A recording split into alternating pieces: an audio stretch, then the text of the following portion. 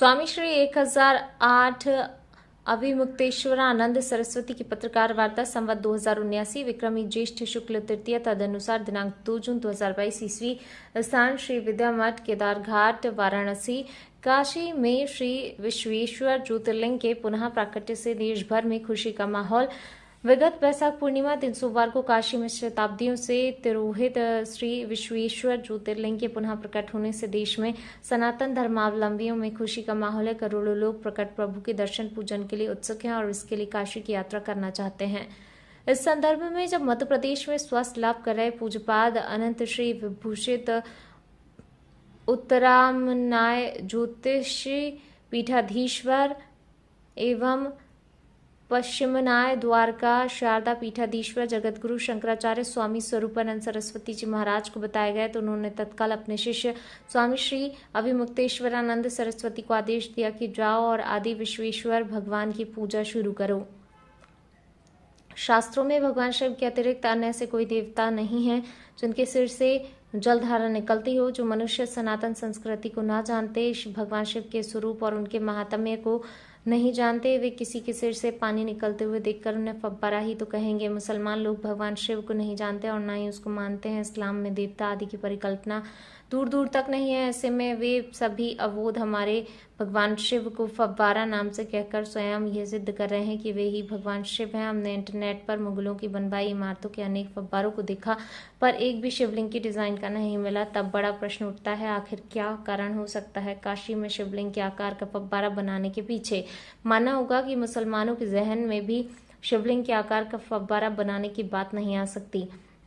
हमारी शास्त्रों में स्थापयम समाप्यम शनि भौमवारे कहकर शनिवार को शुभ दिन कहा गया है। प्रकट हुए स्वयंभू आदि विश्वेश्वर ज्योतिर्लिंग भगवान के पूजन के लिए शनिवार का दिन अत्यंत उत्तम है। अतः इस दिन मुहूर्त में शुभ मुहूर्त में हम स्वयं पूजा पद्धति को जानने वाले विद्वानों और पूजा सामग्री के साथ भगवान आदि विश्वेश्वर के पूजन के लिए जाएंगे। इसका संदर्भ का 1991 का कानून न्याय के मूल सिद्धांतों के विपरीत है। इस समय केंद्र की सरकार बहुमत में है। उनको चाहिए कि वे उपासना स्थल अधिनियम 1991 को तत्काल समाप्त करें ताकि हिंदू पुनः अपने स्थान को ससम्मान प्राप्त कर सके और न्याय हो। अर्चना करके उनकी उपस्थिति का लाभ लेना चाहिए और अपने जीवन को धन्य बनाना चाहिए। जगत गुरु शंकराचार्य जी महाराज सनातन धर्म के लिए अथॉरिटी हैं।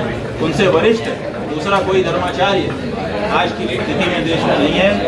सर्ववरिष्ठ धर्माचार्य, स्वतंत्रता संग्राम के सेनानी, देश और समाज के प्रति सदा जागरूक रहने वाले, धर्म को के मर्म को समझने वाले जगत गुरु शंकराचार्य स्वामी स्वरूपानंद सरस्वती जी महाराज ने आदेश कर दिया है।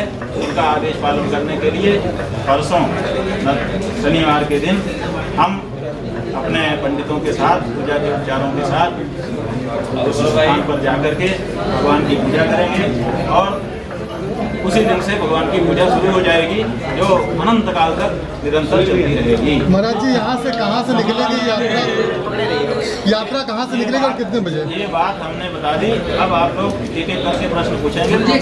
उद्देश्य क्या है आज के वार्ता का? देखिए, प्रेस वार्ता का उद्देश्य ये है कि ज्ञान बांटने के संदर्भ में बहुत सारी बातें हैं देश के सामने मीडिया के माध्यम से आ रही है, न्यायालय के माध्यम से आ रही है।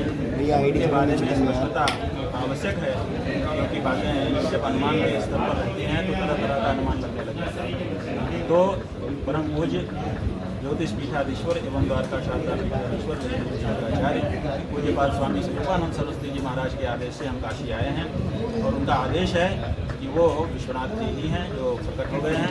हम सबके भाग्य से हम लोगों को जाकर के उनकी पूजा अर्चना आरम्भ कर देनी चाहिए। उनके आदेश से हम काशी आए हैं और आकर के हम पूजा का सामान सब जुटा रहे हैं। परसों हम वहाँ पर जाकर के भगवान की पूजा हिंदू समाज की ओर से करेंगे और उसी दिन से उनकी पूजा शुरू हो जाएगी। कितने बजे और कैसे जाएंगे? कितने बजे जाएंगे? ये हम लोग निर्धारण कर लेते हैं। सब लोग पंडितों को क्या सुविधा है और लोगों को क्या सुविधा है, ये सब करके कल हम इस बात को बता सकेंगे। क्या शोभा यात्रा के रूप में जाएंगे? अब ये क्या रूप होगा वो कल हम बता देंगे। महाराज जी, प्रशासन अगर आपको रोकता है आप तब क्या? देखिए, हम कल्पना में नहीं जीते हैं, हम धरातल पर जीते हैं। प्रशासन जो करेगा, प्रशासन से हमारा कोई अदावत नहीं है, दुश्मनी नहीं है। हम प्रशासन का सहयोग करते हैं, प्रशासन हमारा सहयोग करता है। हमारे सहयोग के लिए ही सरकारें स्थापित हैं जनता के, और वो करती भी हैं। तो प्रशासन से हमारी कोई लड़ाई नहीं है, झगड़ा नहीं है, लेकिन वो क्या करेगा ये हम नहीं जानते हैं। इसलिए वो क्या करेगा तो हम क्या करेंगे ये हम नहीं कह सकते। वो जो करेगा हम निर्णय लेंगे, हम शंकराचार्य जी को बताएंगे प्रशासन ये कह रहा है, तो शंकराचार्य जी निर्णय कर लेंगे। जो आदेश होगा उसको करेंगे हम लोग। अपने धर्माचार्य के आदेश, धर्म के मामले में धर्माचार्य का आदेश अंतिम है, कानून के मामले में सुप्रीम कोर्ट का आदेश अंतिम है, क्योंकि कानून की व्याख्या सुप्रीम कोर्ट करती है। उसी तरह से किसी भी धर्म की व्याख्या, उसके सूक्ष्म तत्वों की व्याख्या, निर्देश धर्माचार्यों का अधिकार है। सनातन